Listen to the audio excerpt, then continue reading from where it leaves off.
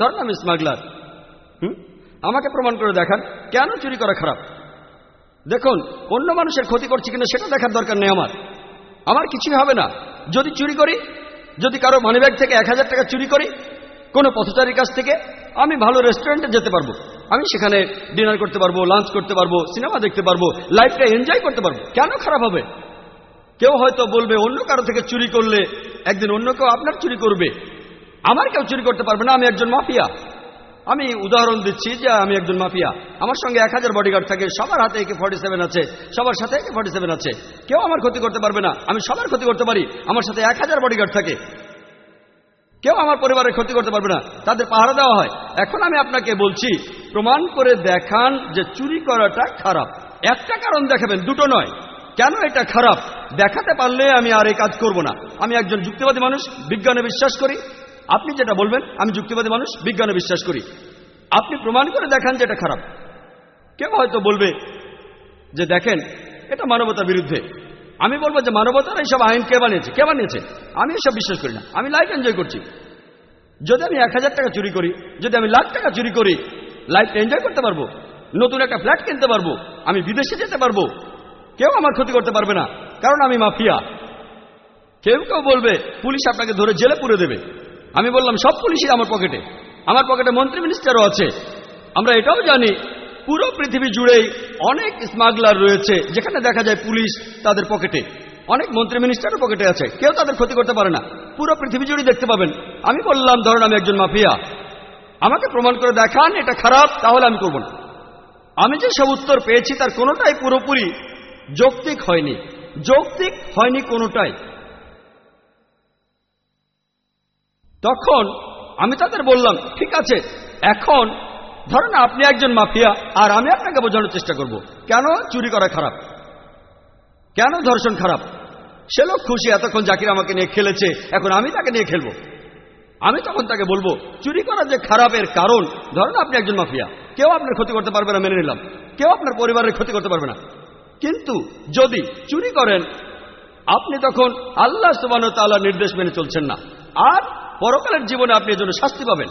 ইহকালের পৃথিবীতে পুলিশ আপনার পকেটে, মিনিস্টার আপনার পকেটে আছে, কিন্তু পরকালের জীবনে আপনি এসবের জন্য দায়ী থাকবেন। আমি আপনাকে প্রশ্ন করছি, মানুষের বানানো আইন, মানুষের আইনের কথা বলেন। আমি মুসলমান হিসেবে বলছি, ধরেন আপনি মাফিয়া, আমি মুসলমান হিসেবে বলছি, বোঝানোর চেষ্টা করছি কিয়ামত আর পরকালের জীবন সম্পর্কে। আমি আপনাকে বলছি ধরেন আপনি একজন মাফিয়া, অনেক মানুষ আপনি খুন করেছেন, এই পৃথিবীতে রক্ষা পেলেও পরকালে রক্ষা পাবেন না। আপনাকে প্রশ্ন করলাম, ধরেন একজন স্মাগলার, সে 100 জন মানুষ খুন করেছে, আপনার কি মনে হয় না তার শাস্তি হওয়া উচিত? কোথায় শাস্তি পাবে? আমরা দেখি অনেক স্মাগলার খুব ধনী, তাদের প্রাসাদ আছে, লাইফ এনজয় করে, আর স্বাভাবিকভাবে তারা মারা যায়। কেউ হয়তো অপঘাতে মারা যায়, অনেকে স্বাভাবিক মারা যায়। এদের কি শাস্তি হওয়া উচিত নয়? হিটলার নাম শুনেছেন? হিটলার 60 লক্ষ ইহুদিকে হত্যা করেছিল, সে 60 লক্ষ ইহুদিকে পুড়িয়ে মেরেছিল, আপনারা জানেন। যদি আপনারা বলেন 6 লাখ মেনে নেব, যদি বলেন 6000 সেটাও মেনে নেব। আমি আপনাকে প্রশ্ন করছি, যদি আপনাদের আইন হিটলারকে ধরে তাকে কি শাস্তি দিতে পারে? কোন শাস্তি? সর্বোচ্চ যেটা করতে পারে তাকে মৃত্যুদণ্ড দিতে পারে, তাকে পুড়িয়ে মারতে পারে, কিন্তু এতে একটা মৃত্যুদণ্ডের শোধ হতে পারে। আর বাকি যারা মারা গেছে 59,99,999 জনের কি হবে? এখানে আমার যুক্তি বলে যে পরকালের জীবনে আল্লাহ তাকে দোজকে পাঠাবেন। আর পবিত্র কোরআনে সূরা নিসার 56 নম্বর আয়াতে উল্লেখ আছে, যাহারা আমার আয়াতকে প্রত্যাখ্যান করিবে তাহাদিগকে অগ্নিতে দগ্ধ করিবই, যখনই তাহাদের চর্ম দগ্ধ হইবে তখনই উহার স্থলে নতুন চর্ম সৃষ্টি করিব। আল্লাহ যদি চান তিনি এই হিটলারকে 60 লক্ষ বার পোড়াতে পারেন, এমনকি তিনি এই হিটলারকে 1,20,00,000 বার পোড়াতে পারেন। সেজন্য পরকালের জীবন না থাকলে পৃথিবীতে ন্যায় নীতি বলে কিছুই থাকবে না। তাহলে ধর্ষণ কেন খারাপ? কারণ যদি এই পৃথিবীতে রক্ষা পেয়েও যান, আপনি পরকালে শাস্তি পাবেন। আশা করি উত্তরটা পেয়েছেন। এবারের প্রশ্ন মহিলাদের মধ্য থেকে। আসসালামু আলাইকুম।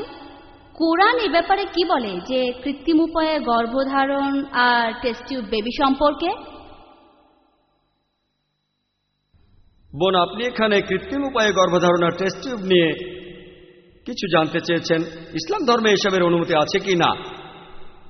বোন, কৃত্রিম উপায়ে গর্ভধারণ আসলে দুই রকমের, একটা হোমোজেনাস আর একটা হেটারোজেনাস। হোমোজেনাস মানে যে শুক্রাণু ব্যবহার করা হয় আর যে ডিম্বাণু সেগুলো হলো স্বামী স্ত্রীর। হতে পারে স্বামী অথবা স্ত্রীর কারো মেডিকেল সমস্যা আছে, তখন যদি তারা হোমোজেনাস পদ্ধতিতে কৃত্রিম উপায়ে গর্ভধারণ করে, ইসলামে এটার অনুমতি আছে। কিন্তু হেটারোজেনাস কৃত্রিম উপায়ে গর্ভধারণ, যেখানে আপনি স্পার্ম নিচ্ছেন কোন স্পার্ম ব্যাংক থেকে, এটা সম্পূর্ণ হারাম।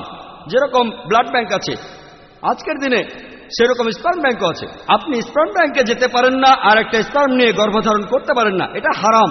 তাহলে হোমোজেনাস কৃত্রিম গর্ভধারণের অনুমতি আছে, হেটারোজেনাসের অনুমতি নেই। একইভাবে টেস্ট টিউব বেবির ক্ষেত্রে বলি, যদি সেটা স্বামী স্ত্রীর হয় এটার অনুমতি আছে, যদি স্বামী এবং স্ত্রী না হয় সেটার অনুমতি নেই। এটা ব্যভিচারের মতো একটা অন্যায়। আশা করি উত্তরটা পেয়েছেন।